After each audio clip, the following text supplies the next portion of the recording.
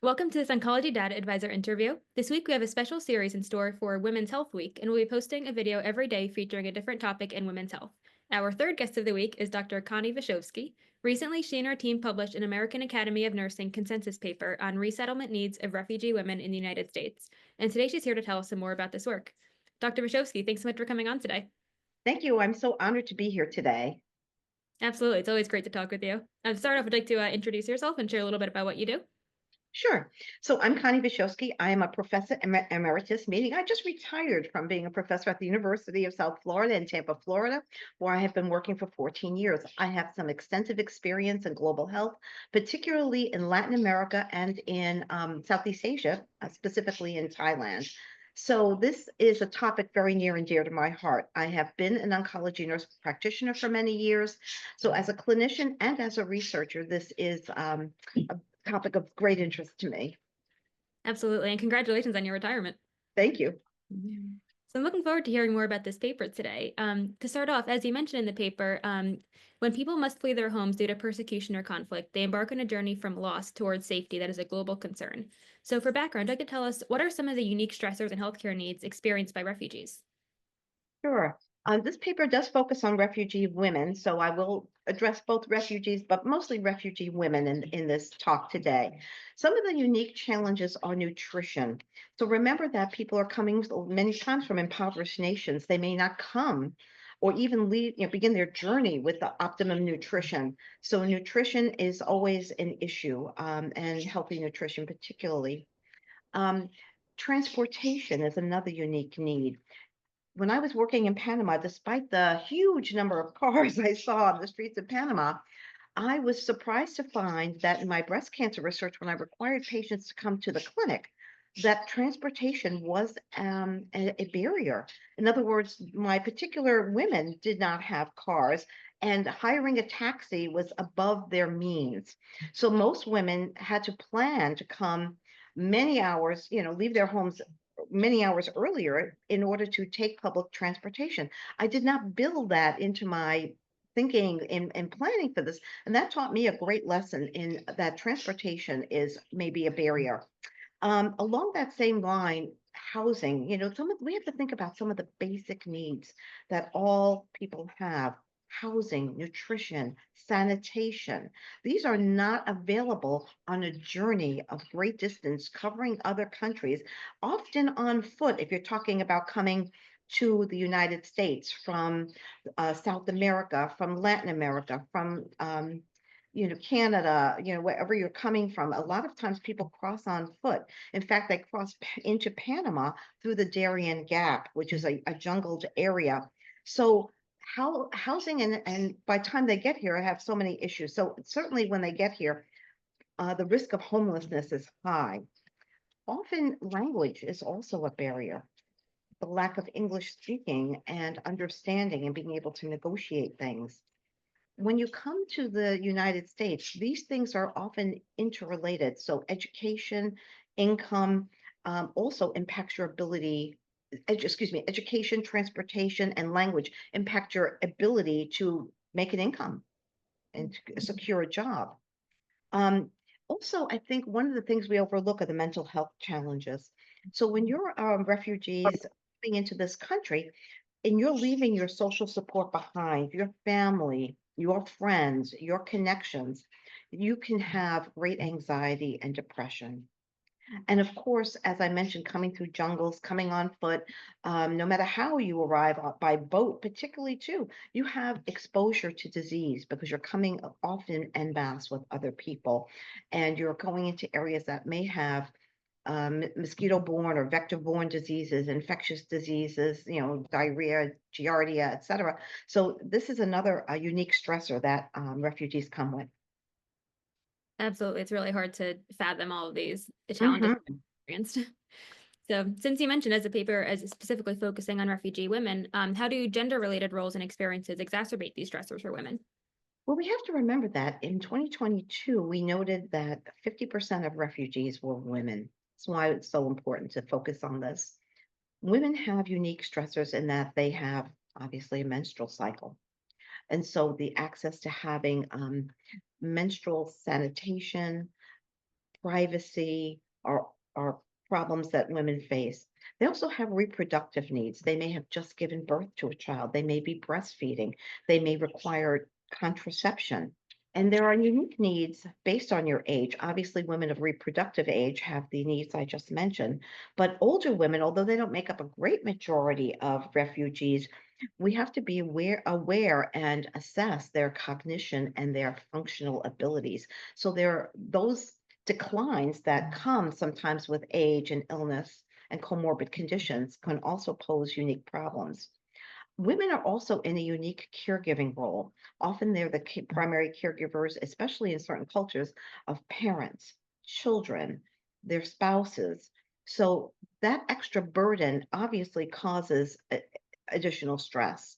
And of course, women have the highest risk of violence, the risk of rape, the risk of sex trafficking, and intimate partner violence cannot be overstated. Absolutely.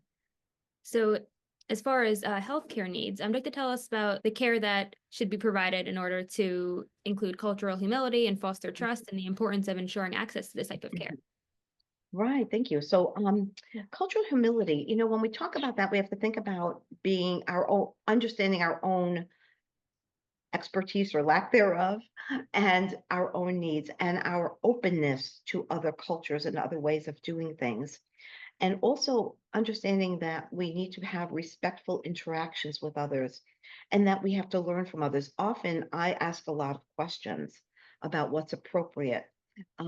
What I see happen into providing access to care is often the provider will turn to the translator or the family member who's providing that translation and not direct their eye attention and their focus to the patient. And so that's important to keep in mind. Even if I'm talking to the translator, I may glance in their way, but I'm always talking to the patient.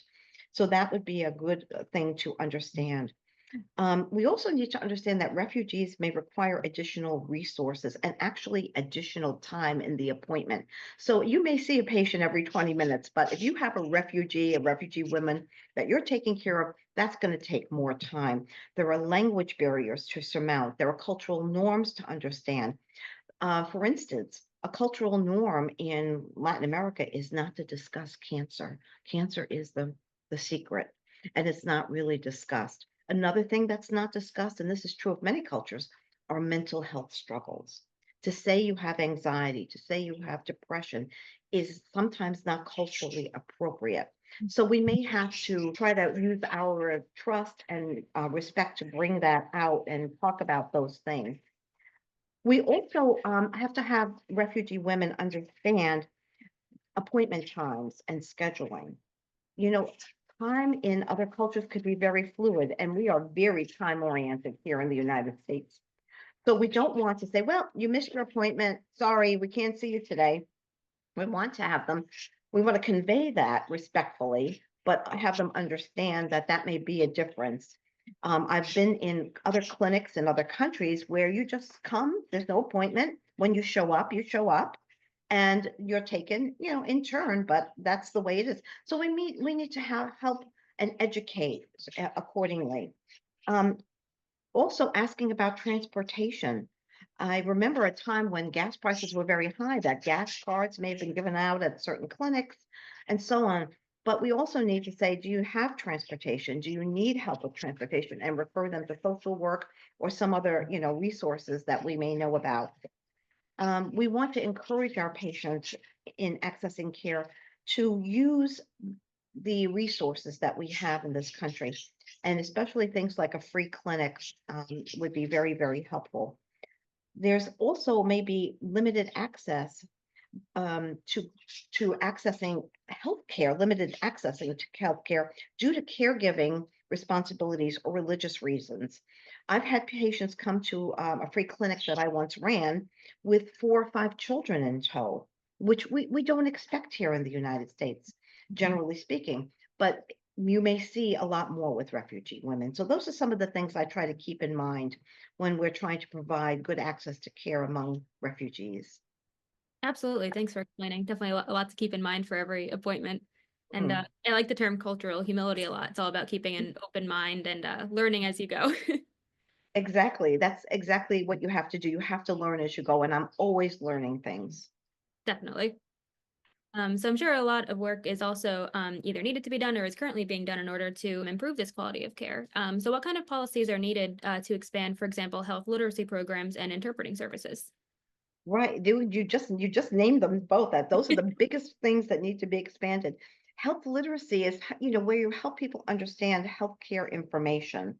And so we try to aim our health literacy at between the sixth and eighth grade levels here in the United States.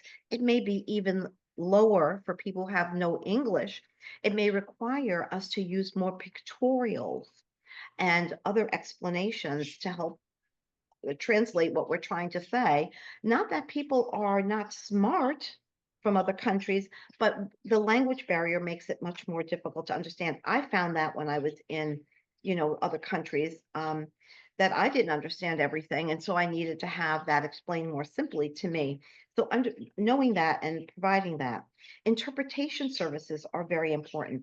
Many of our healthcare agencies have certified translators, and that's great. But often patients rely on family members. If we could provide both, that would be wonderful. First of all, the family member is a trusted person. There may not be trust between you and the patient, especially on your first encounter, or with the translator and the patient. So, having a translator, but also family member present who can translate, is very helpful. So that you're building that trust. The patient hears trusted information from their family member, and you can have the family translator talk back to you and say, "What did you hear me say? Can you please tell me in English what you spoke about?" So that I'm sure that we've conveyed all the information, accurately. And so that's very helpful. And those, obviously cost money. We need to train our healthcare workers. There is not a program that I'm aware of where we have specific training in our undergraduate nursing, in our medical schools focused on refugees, immigrants, that addresses their needs. So we're already learning on the job. So having some training programs, seminars would be very, very helpful.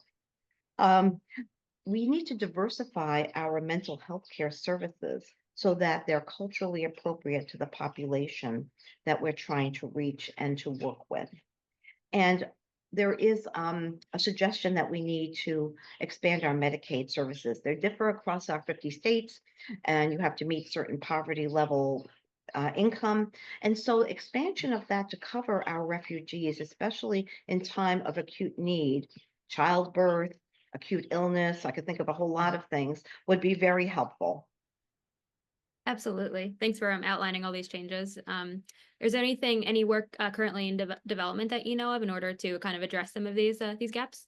Yes, for sure. There are many programs that have been active in the past that would tackle what we talked about in cultural humility is understanding your implicit bias and how we see people different from us. Expanding that training, that's already been in process.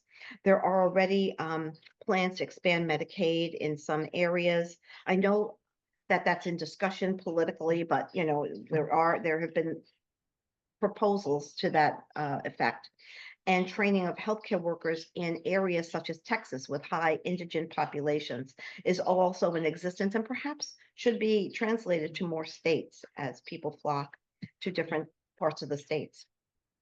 Absolutely. It's great to hear.